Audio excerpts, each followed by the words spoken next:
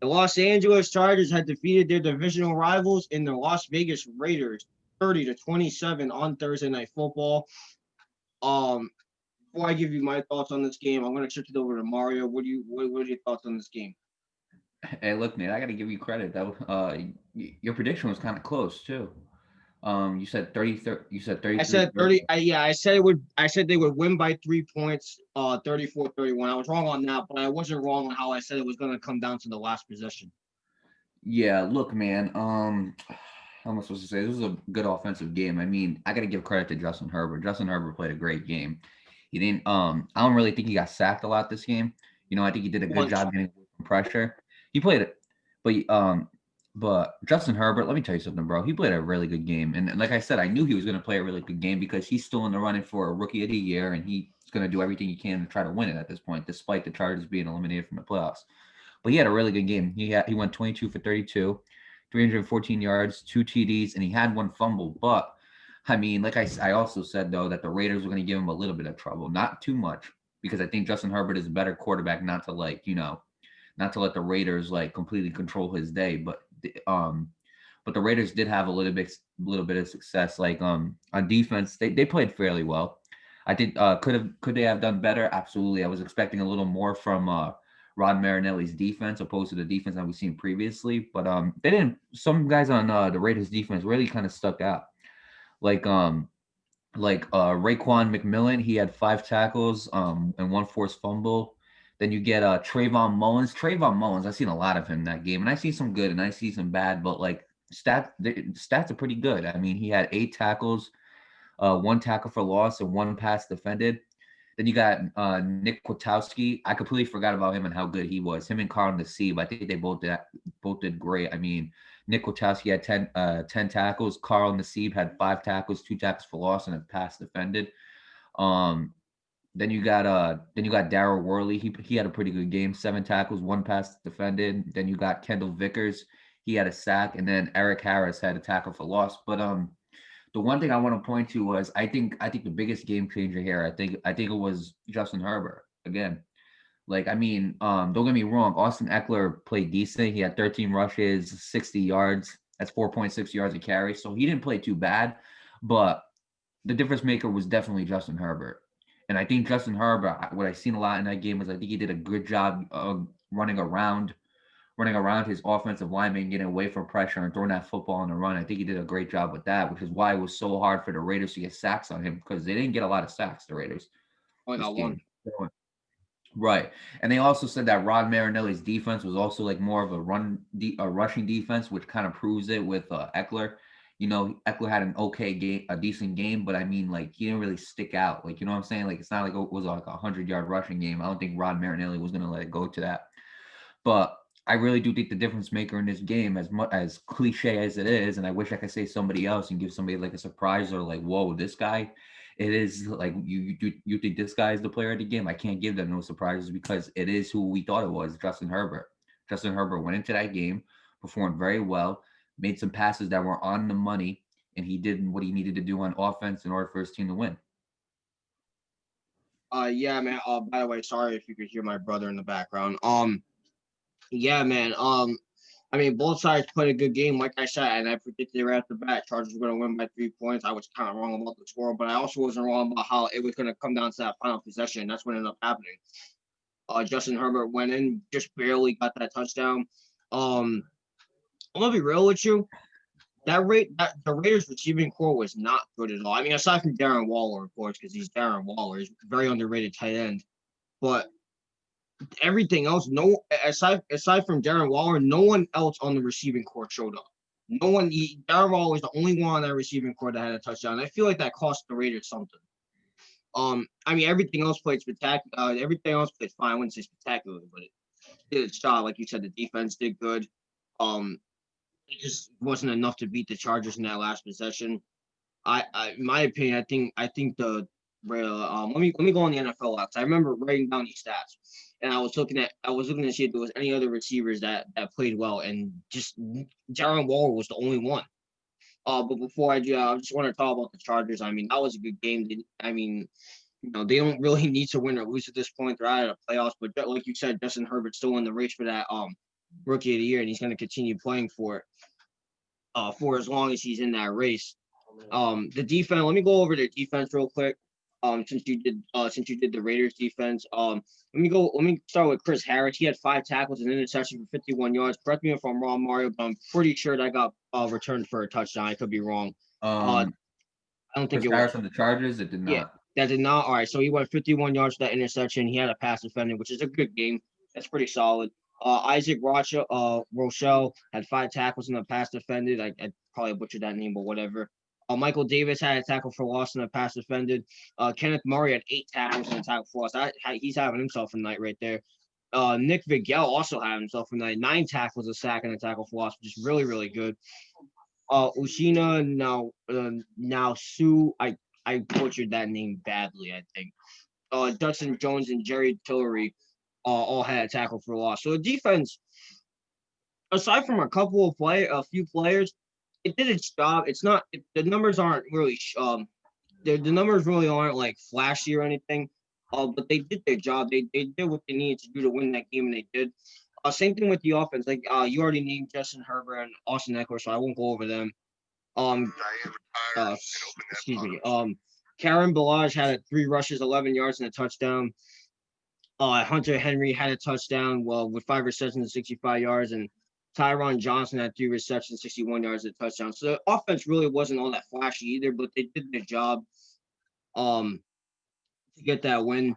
Let me go to the let me. All right, I'm back on the NFL app, and I'm going on receiving for the Raiders. Right, Nelson Aguilar, 4 receptions, 49 yards. Josh Jacobs, 3 receptions, 38 yards, but he's a running back, so I'll give him a pass. Forrest Moreau, one reception for 22 yards. Zay Jones, 1 reception, 9 yards. Jalen Richards, one reception, 7 yards. Hunter Renfrow, 1 reception, 4 yards. Only one, like I said, Darren Raw was the only one that had a touchdown. You know, the Raiders receiving game was just not on point at all that game, and I feel like that's a big factor as to why the Raiders lost this game. Had that receiving core been on its game, and I think they would have won this game by a lot. Well, here's what I'll say. Hunter Renfrow, he took a big hit. He took a big hit on the kick return, and it was a helmet to helmet hit, and they ended up they ended up taking him off the field. So I mean, with that being said, I hope Hunter Renfrow recovers from that hit because it was a hard hit and there was no flag, which I thought should have been a flag, considering it was a helmet to helmet hit and how like strict they are in those, especially this year. I think there definitely should have been a penalty. But going off target, and the same thing with Derek Carr. Derek Carr left the game, and I hope he recovers as well. But the one thing I want to go to is, if I'm the Raiders, like if I'm a Raiders fan and I'm looking at this, I'm not necessarily worried. You know what I'm saying? Like I'm not. And the reason why is because Marcus Mariota, he showed some dog in him that game. He showed some dog in him.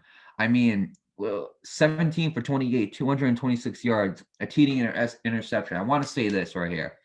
The interception, it wasn't a bad throw by Mariota. It was a very good throw by Mariota. The defensive player, just made a very good play and picked the ball up. But the one thing I will say, you referenced how you thought Chris Harris's 56-yard interception, you thought it went for a touchdown. The reason why it did not, and it would have went for a touchdown, is because as he was running down the sideline, there was a block. There was somebody on the Chargers was blocking Mariota. Mariota went around, fought through the block, not like shoved him or anything like that. But as Chris Harris was running by him, Mariota grabbed him and took him down. So Mariota prevented the Chargers from getting a touchdown. So he showed some dog in him. I mean, rushing, you want to count rushing, 9 rushes, 88 yards, and a TD. I mean, if I'm the Raiders here, I'm not. If he continues playing like this, I shouldn't be worried. You know, I really shouldn't be. He played a very good game, Marcus Mariota. And when I first saw him come in, I was like, I'm not too sure if he's going to do Derek Carr things. And he didn't throw like Derek Carr. Like I said, when Derek Carr is on, he's really on. But Marcus Mariota did show flashes of how great he was, you know? And I think if he continues to play a decent game like this, and the defense can just get a little bit better under Rod Marinelli, I think the Raiders do have a chance of making the AFC playoffs. I agree with the Marcus Mariota thing. He came back, despite his little struggles in Tennessee. I agree to disagree with what you're saying. I'm gonna tell you why. when they started up the season, they were a pretty solid team. 6-3, not a 7-7. Defense is kind of floundering. Offense is if I'm a Raiders fan, I'm worried. But not about Marcus Mariota himself, but I'm talking about the team in general. I mean, you lose to a team like the Chargers. I understand. Like I always say on the show, I get it. Every game in NFL matters, but when you're in the final 3 weeks, right? The final 3 weeks of the season, you needed to win that game, and now you're at a sub. Not sub 500. You're at a 500 record. So even if you win these next two games, like the next 2 weeks, you'll be lucky if you even make the playoffs. So if I'm a Raiders fan, I'm gonna be honest with you, Mario, I would be worried. I really would be because this team started off as a playoff contender. They beat the big bad Chiefs, and they beat other teams too, and they were looking really, really good. And I'm gonna be honest, this team could be good next year if they shorten the mistakes. But right now, this isn't a good look for the Raiders. I'm gonna be honest with you. They won a very close game against the Jets, way too uncomfortably close. They got blown out by the Colts, and then now they just lost another close game to the Chargers. I mean, I'm worried. If I'm a Raiders fan, I'm worried. I really am. I get what you're saying. Honestly, and I'm gonna keep it real with you. I completely understand. I respect what you're saying, and I completely understand what you're talking about. Especially since next Saturday is gonna be the next time they play. They got to go up against the Miami Dolphins. That's gonna be a tough one to win. It's gonna be a I tough one. understand. So like, but again, it offensively, like when I mean like nervous, like Raiders fans nervous. What I mean by that is like obviously if you're starting quarterback where it fall, you would be nervous. But I'm No, right. saying quarterback wise, I don't think you should be that nervous because Marcus Mariota, if he could, I'm not sure if he's going to continue playing like this. Again, this is the Chargers. You know what I'm saying? The Chargers Yeah. defense, it's a decent defense, but it ain't no Miami Dolphin defense. Like, I mean, let's just tell it how it is. The Miami Dolphins defense, honestly, might be like, in my opinion, I feel like they're the most entertaining defense in the league. It's like between, in my opinion, it's between them and maybe like the Pittsburgh Steelers and the Bears. I think it's those three who are the top three entertaining defenses in the league. But if Marcus Mariota continues to play the way he played this game, if he just continues to go on that path and he doesn't really downfall and he doesn't really like take a downfall for like these next two games, quarterback wise, I'm not concerned. Right. What I am concerned about is how quick you could turn this defense around. Because remember, you also got to remember this was a 30. This game was 30-27, right? And they went without Cleveland Farrell. They went without Abrams, the safety, Jonathan Abrams, the safety, and they went without. And I completely forgot there was one more person. I can't remember who it was, but that was a tough. But Jonathan Abrams and Cleveland Farrell are two very talented young defenders and most likely they will be back for that Dolphins game. If the Raiders can perform offensively the way they did this game, and those two guys come back and make a couple stops, maybe they have some type of factor. I wouldn't be too surprised if the Raiders beat the Dolphins. I'm not saying they're gonna, you know what I'm saying? I'm not predicting it. What I will say is Rob Marinelli obviously has like a vision on what he wants his team to do. You know, problem with Rob Marinelli's defense is it's not a pass rush defense. He does have rushing on the passer, but it's not necessarily for the passer. All his defensive rushes are meant to pressure that running back. So with that being said, if he can kind of if he can kind of get this defense on track, okay? Because they're at just I'm telling you, I'm so high on Jonathan Abrams, but the only reason why I'm high on him is because I know how good he can be. I know how good this man can be. He reminds me of another Jamal Adams. It's not Cleveland Farrell was a very good defensive lineman for Clemson. The Raiders, I'm still waiting for him to make that jump. Maybe with Rob Marinelli, he'll make that jump. But when those two come back, it's going to be a very interesting game between the Dolphins and the Raiders. And most likely I'll talk about it in the next topic, but just like a spoiler. Uh Derek Carr's status for next Saturday's game against the Dolphins is in doubt, which means Marcus Mariota most likely will start that game. But if he performs the way he performed this game, Raiders have a chance to beat the Dolphins and upset them the way I felt like they should have beat the Chargers, but that didn't happen. Yeah, man. I see where you're coming from. I get what you mean. Um, it's going to be a very interesting next 2 weeks to see how the Raiders play this out. their playoff hopes are still alive. Somehow, but they could still make the playoffs if they win these next 2 games. I think I'll have to look into that. Um, but congratulations to the Chargers. I know it doesn't matter, but Justin Herbert's still going to ball out for that rookie of the year. The Raiders got to fix their mistakes and look into their problems. And if you guys did not watch the game last night, I will leave the highlights in the description down below.